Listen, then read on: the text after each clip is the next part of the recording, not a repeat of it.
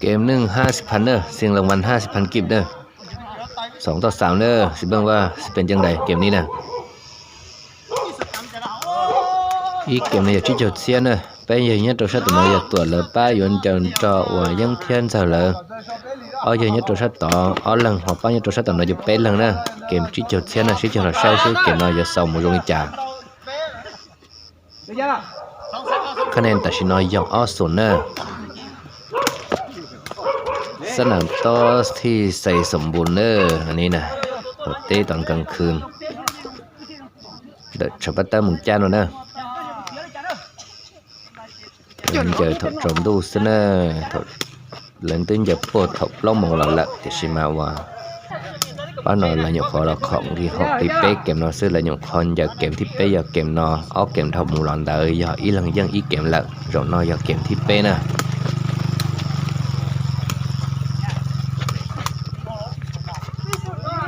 คะแนนตัดชนอนเจlà uo ý tóc lâu kia là lợn คะแนน1-4เด้อเสียงรางวัล50,000กีบราคาซ้อมคะแนน2-4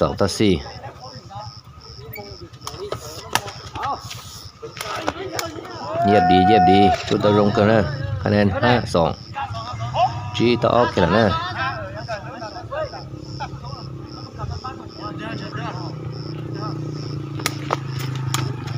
คะแนนเปต่อจี3-5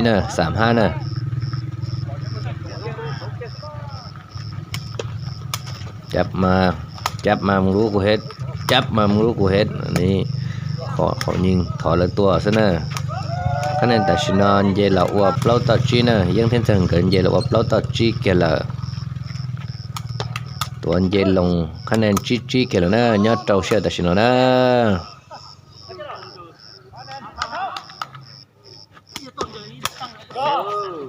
ตัวเยลงเตะเกมูรู้นอจงก็เทียแต่ชนอคะแนนเยลาวัวเจ้าต่อจีตัวเลยป้าเยลาวัวเจ้าต่อจีเกลชิเจ้าใช้เช็คเกมนอนเหนือสมุนลงในจานกุญเจียเจียสุสีลินอมุนถังข้าวเตียเลยตัวยังซื้อเกี่ยสันดา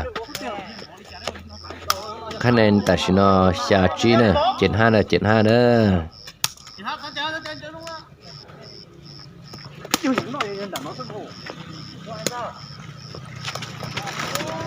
คะแนน6-7giờ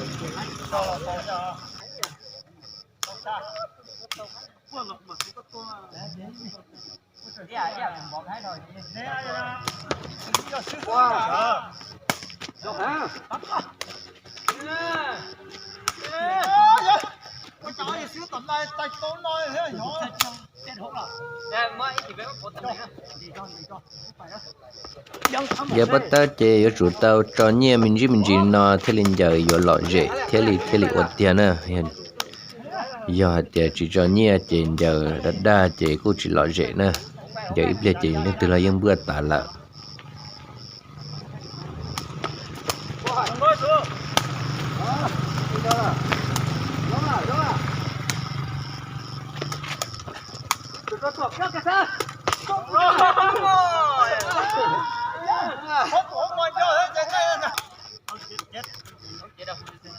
คะแนน9-7เสิร์ฟไปบวกข้าม8-9sau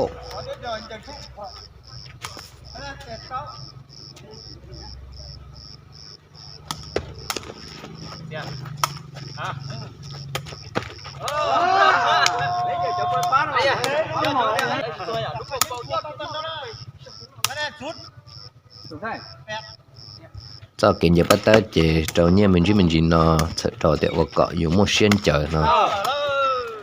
thằng giờ chỉ học kèm chỉ là thằng giờ ta chỉ cô giờ phong giờ thằng giờ dễ giờ gọi lịch sử mọi giờ chỉ học kèm chỉ là xưa ta xin nóคะแนนgiờ là uất chua to cậu y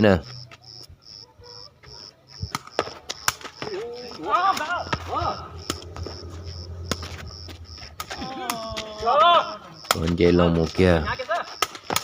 lúc mà tôi lấy một rau cần cầu tế điคะแนน12-9เพิ่งว่าส่งมานั้นสิเกมไปได้จังใดปังเรื่องนี้ออกได้คะแนน10-12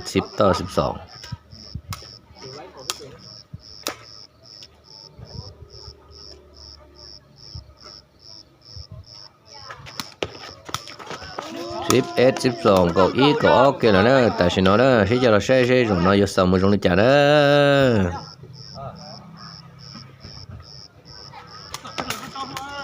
คะแนนเก่าเป๊ะต่อเก่าอีนะ13 11แล้วเด้อเมืองเด้อเกมนี้สิจบได้จังไดเด้อสิกบสิจบแนวใดเด้อเขาเต้เกมนี้เกมที่3เด้อ2เกมผ่านไปแล้วผู้ละเสียผู้ละเกมเด้อชนะผู้ละเกมเด้อเดี๋ยวนี้มันเกมที่3สิเบิ่งว่าเป็นจังไดราคาซ้อม 50,000 กีบคะแนน12 ต่อ 13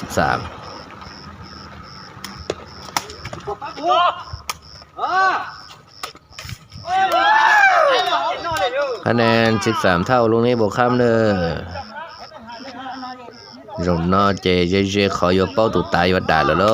ก็เป๊ะเนาะแล้วชิปพร้อมเราเตาเป๊ะจะต้องใช้กูยออีกเกมวันหล่อเจเกินเก่านะผลเยลงก็อย่าว่าจะว่า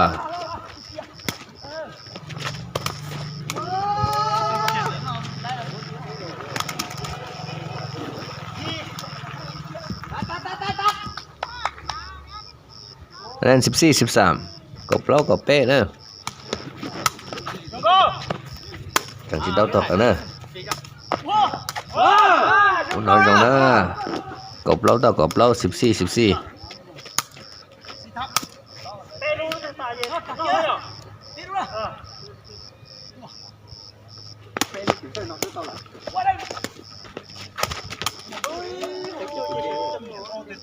เขาไป3ลูกนะหมูเป้ลูกซะนะไม่ถ่ายทอด3ก้อนแล้วก็กินเลย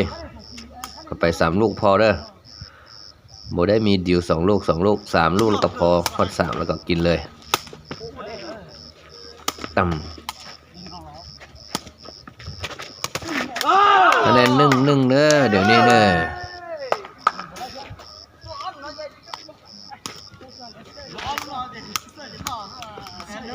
คะแนน1-1แล้ว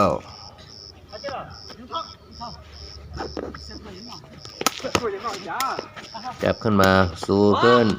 ปังคะแนน2-1แบบนี้นะเป็นไผ่ฮอต3ก่อนเราจะกินเลยแต่จะเป๊ะวันเดจะนอกเกียร์ซะนะแต่ฉันนอนะแต่ตัวติดข้ามนะแต่ฉันนอคะแนนยออ้อนะ2-2นะลูกนี้เป็นลูกสุดท้ายนะเป็นไผ่สิกินก็ว่ากันนะป้างไปสู้ขึ้นมาเตะมาบล็อกออก2 มานั้นสนั่นแล้ว2 มานั้นสนั่นแล้วก็อย่าต่อยังเกมนะเกมโอเวอร์ละที่จะใช้หรือเกมมาไทยตอนนี้จะต้องใช้ตัวนะ